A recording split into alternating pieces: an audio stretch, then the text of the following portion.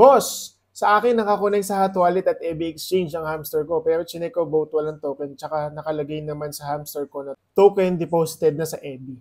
Guys, ganito ha, may mga nakikita akong may mga nagko-comment dito sa mga post natin na yung EB Discord data parang either naka-block or parang nawala na. So ito yung mga mahirap sa mga ganitong klaseng tawag dito, extension wallet kasi nga hindi natin siya sure, which is ang nito, ang pinakapunot dulo nito, si Hamster Combat kasi ang nag-endorse para doon sa mga late na nakapag-claim. So ito yung mga magiging risk natin dito sa side na to. Sana, nagkaroon na ng problem sa Discord, even yung channels nila, dapat maging available yan kasi hindi naman halos lahat, parang napakadaming percentage ang hindi pa talaga nakakatanggap ng token nila sa Hamster Combat. Merong ilan-ilan ako nakikita sa sa comment section pero hindi pa din nila naililipat up to now.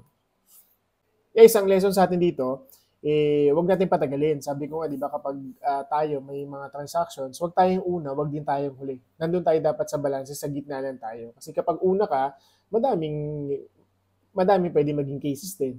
Pag dulo ka, mas malaki ang risk na pwede mo matanggap or worse, baka hindi mo talaga matanggap yung token mo. So, guys, wag tayong laging last minute. As much as possible, nasa safe side tayo dapat lagi.